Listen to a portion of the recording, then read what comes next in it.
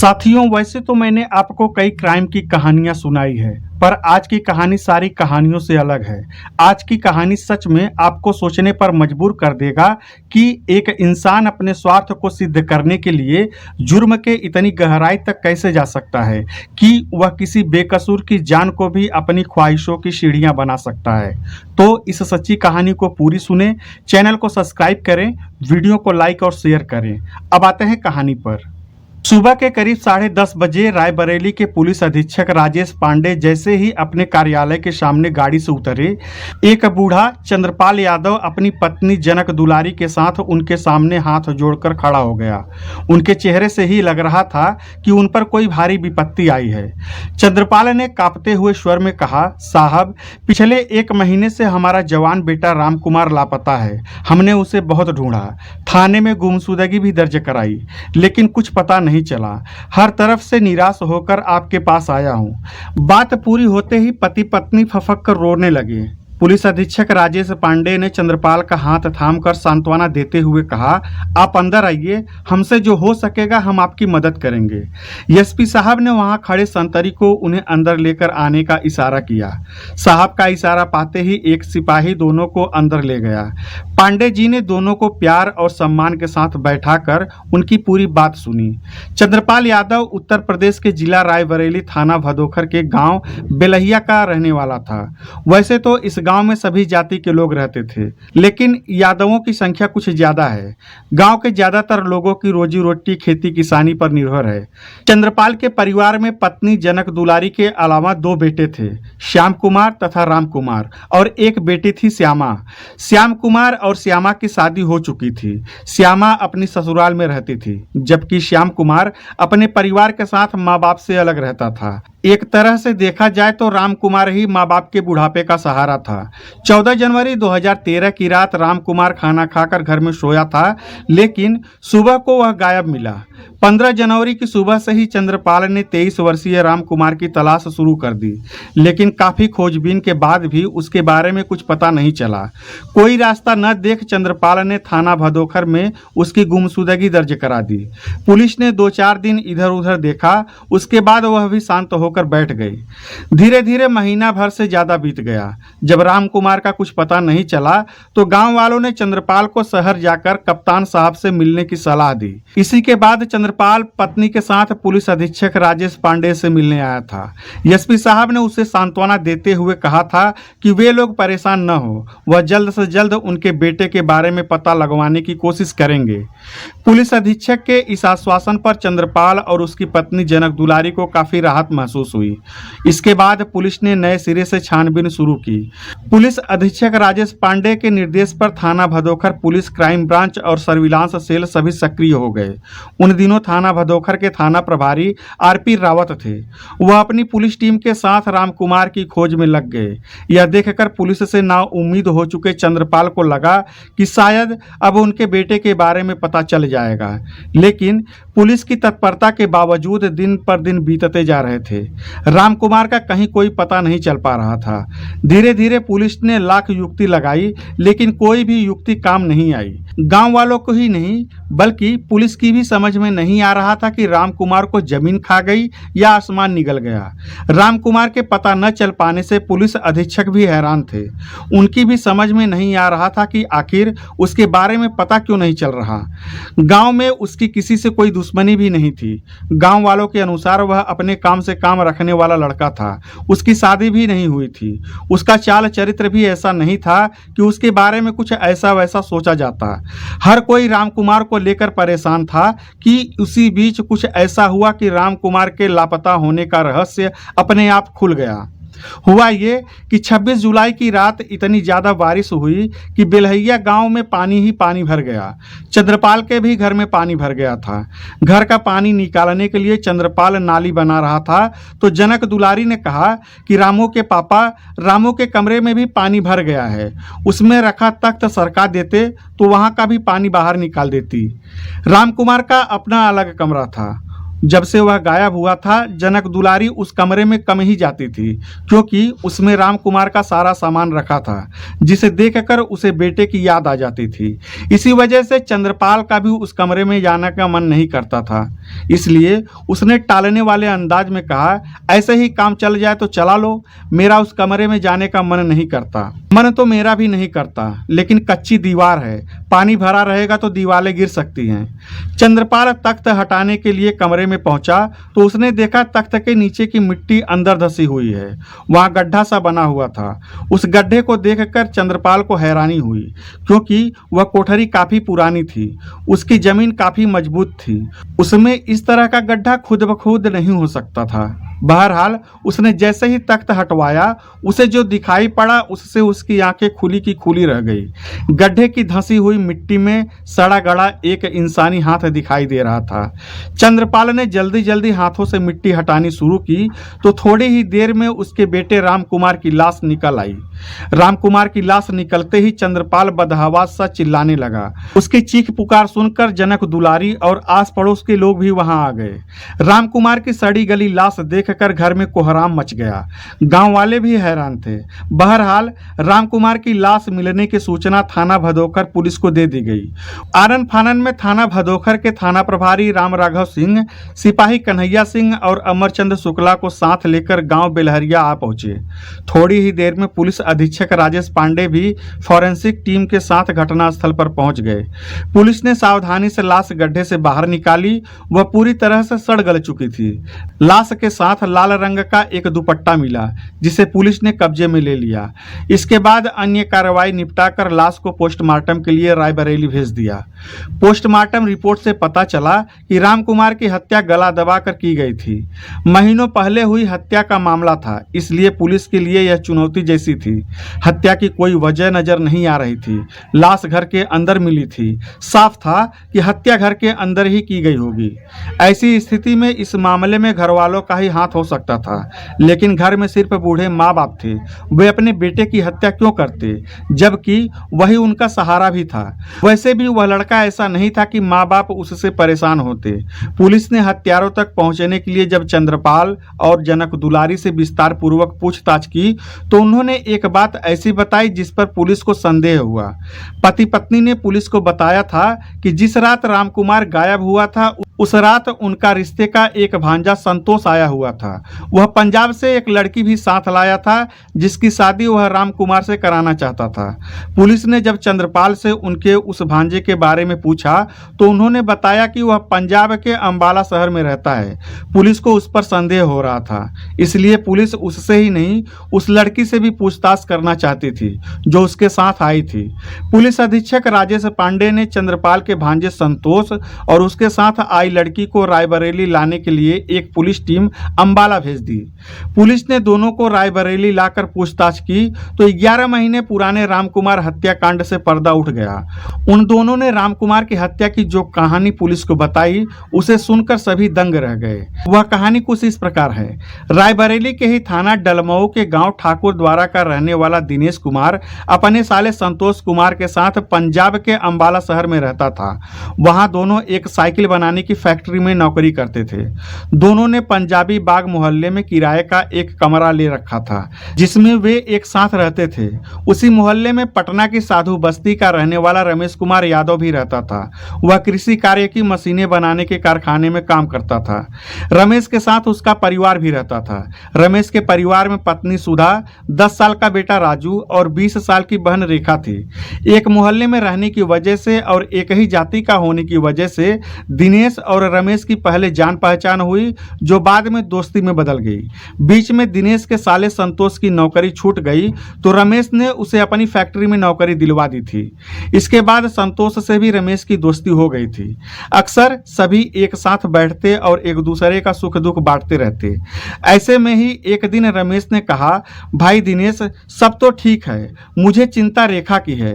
समझ में नहीं आ रहा कि उसकी शादी कहाँ करूं, क्योंकि गांव से अब मेरा कोई रिश्ता नहीं रह गया है। तब दिनेश ने रमेश से कहा, रमेश भाई, परदेश में आपने हमारी बहुत मदद की है। मैं इस मामले में आपकी मदद कर सकता हूँ। दरअसल संतोष के एक मामा है चंद्रपाल।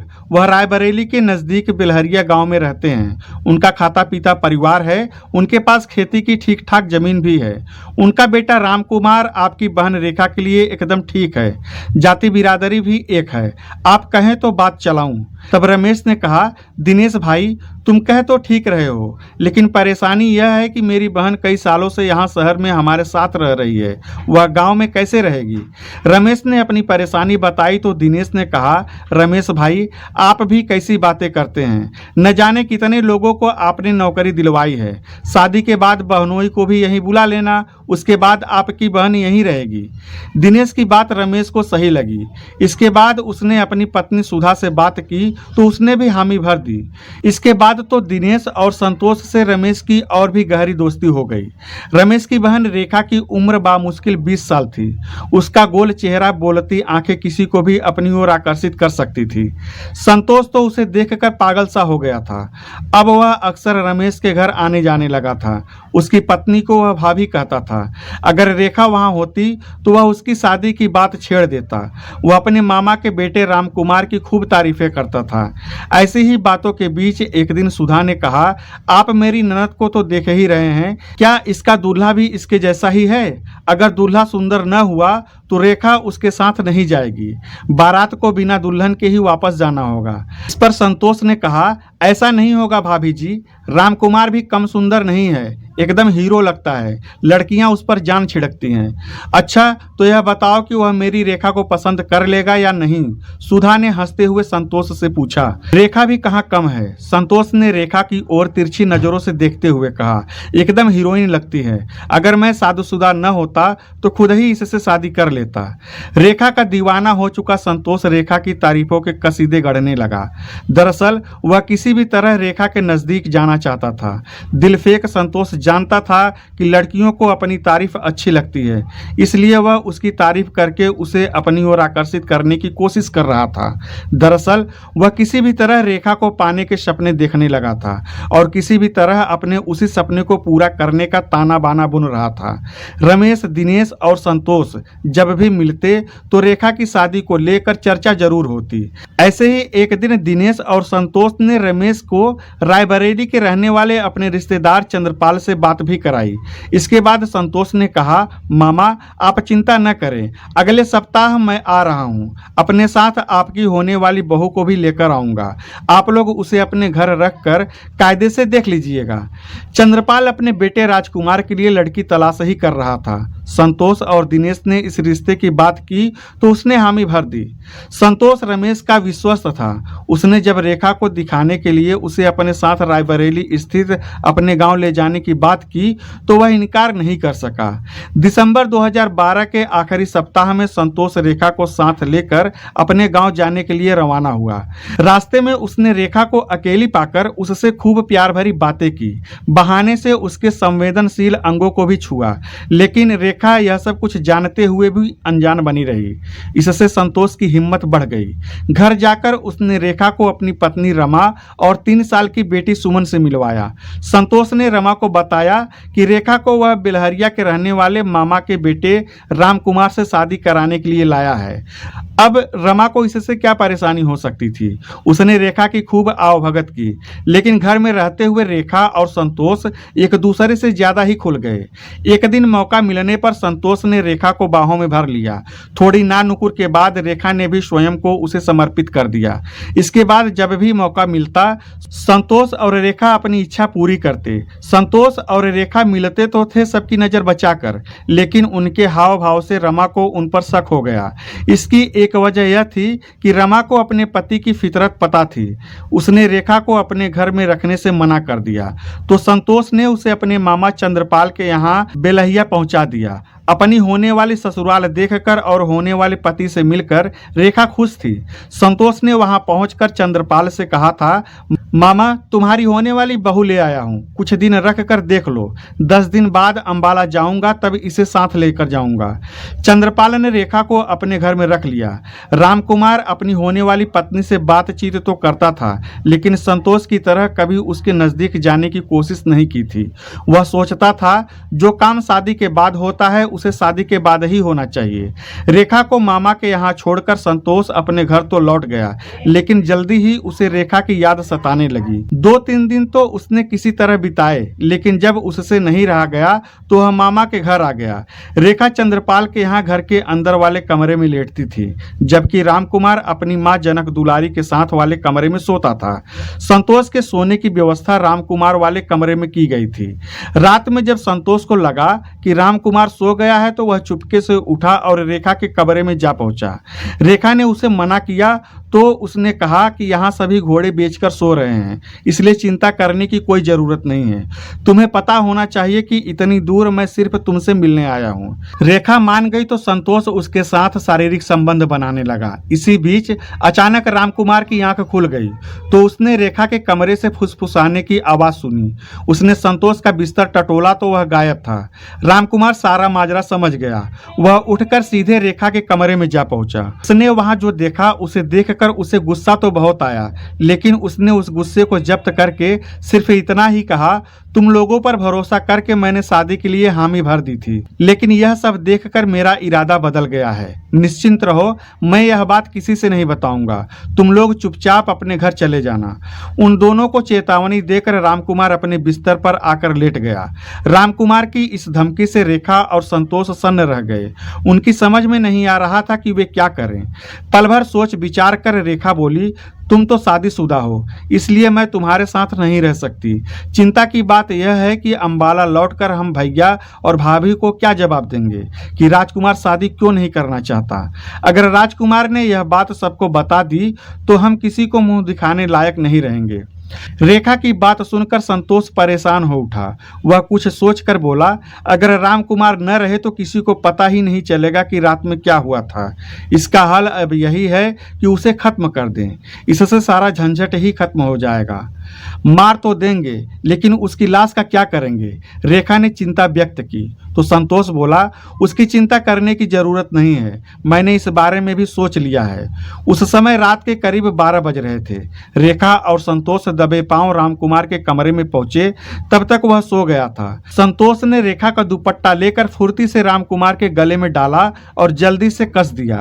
रामकुमार छटपटाकर मर गया। इसके बाद दोनों लाश को उसी कमरे में ले आए जहां थोड़ी देर पहले रंगरेलियां मना रहे थे। उन्होंने तख्त हटाकर वहां 3 फुट गहरा गड्ढा खोदा और उसमें लाश डालकर मिट्टी भर दी। सारा काम निपटाकर संतोष ने कहा, रेखा हमें यहाँ 3-4 दिन रुकना पड़ेगा, अन्यथा लोग हम पर शंका करेंगे। जब मामला शांत हो जाएगा उसके बाद हम अंबाला चले जाएंगे, लेकिन लाश से बदबू आने लगेगी तो हमारा राज खुल जाएगा। रेखा ने आशंका व्यक्त की। तुम बेकार ही परेशान हो रही हो। आज मुझे किसी ने यहाँ आते देखा तो है नहीं, केवल रामकुमार जानता था, वह भी रहा नहीं। कल मैं 5-6 किलो नमक ले आऊंगा, उसे डाल देंगे तो लाश गल जाएगी और बदबू नहीं आएगी। कहकर संतोष रात में ही अपने गांव चला गया। सुबह किसी ने रामकुमार की ओर ज्यादा ध्यान नहीं दिया, लेकिन जैसे जैसे समय बीता उसकी तलाश शुरू हो गई। शाम होते होते पूरे गांव में खबर फैल गई कि रामकुमार गायब है। रेखा भी घर वालों के साथ रामकुमार की तलाश में लगी थी। चंद्रपाल ने संतोष को रामकुमार के गायब होने की बात बताई तो वह भी उसकी तलाश के बहाने बेलहिया आ पहुंचा। और जब सब सो गए तो वह रेखा के कमरे में गया और रामकुमार की लाश पर पड़ी मिट्टी हटाकर अपने साथ लाया नमक उस पर डालकर ठीक से मिट्टी फैलाकर गड्ढा बंद कर दिया। इसके बाद उसके ऊपर तख्त डाल दिया। उस कमरे में अंधेरा रहता था, इसलिए किसी का भी इस ओर ध्यान नहीं गया कि वहां गड्ढा खोदा गया है। घर में अब रामकुमार की माँ जनक दुलारी ही रह गई थी। ऐसे में उन्हें किसी का डर नहीं था, इसलिए संतोष रामकुमार की लाश के ऊपर पड़े तख्त पर रेखा के साथ हर रात रंगरलियां मनाने लगा। चूंकि उन्हें इसके बाद इस तरह का मौका फिर मिलने वाला नहीं था, इसलिए इसका वे भरपूर लाभ उठा रहे थे। रामकुमार का जब कई दिनों तक पता नहीं चला तो चंद्रपाल ने थाना भदोखर में उसकी गुमशुदगी दर्ज कर दी। पुलिस ने भी 2-4 दिनों तक राजकुमार को इधर उधर खोजा। जब उसके बारे में कुछ पता नहीं चला तो पुलिस भी सुस्त पड़ गई। अब तक सभी को यकीन हो गया था कि रामकुमार घर छोड़कर कहीं चला गया है। इधर जब संतोष को पूरा यकीन हो गया कि गांव और घर वालों ने रामकुमार को लापता मान लिया है, तो वह रेखा को लेकर वापस अंबाला चला गया। वहां उसने रामकुमार के गायब होने की बात बताकर रेखा और रामकुमार की शादी वाली बात खत्म कर दी। बाद में संतोष को रेखा से भी डर लगने लगा कि कहीं वह किसी से सच्चाई न बता दे। इससे बचने के लिए उसने रेखा की शादी भोपाल के कटरा सुल्तानपुर के रहने वाले रामगोपाल यादव से करवा दी। रामगोपाल उसी के साथ नौकरी करता था। इसके बाद संतोष निश्चिंत हो गया, क्योंकि उसने फंसने के सारे रास्ते साफ कर दिए थे। वह समय समय पर फोन करके रामकुमार के पिता चंद्रपाल से उसका हालचाल लेता रहता था। लेकिन जब रामकुमार की लाश मिली तो पुलिस ने चंद्रपाल से विस्तार से पूछताछ की। तब उसने उस रात घर में रेखा और संतोष के होने की बात बता दी, जिसके कारण रेखा और संतोष आज जेल में हैं। साथियों, यह कहानी सुनाने का मकसद हमारा किसी को ठेस पहुंचाने का नहीं, बल्कि समाज में बढ़ रहे अपराधों के प्रति लोगों को जागरूक करना है। तो साथियों, ऐसी ही सच्ची क्राइम स्टोरी सुनने के लिए हमारे चैनल हिंदीवादी को सब्सक्राइब करें, वीडियो को लाइक करें और ज़्यादा से ज़्यादा शेयर करें। धन्यवाद। जय हिंद।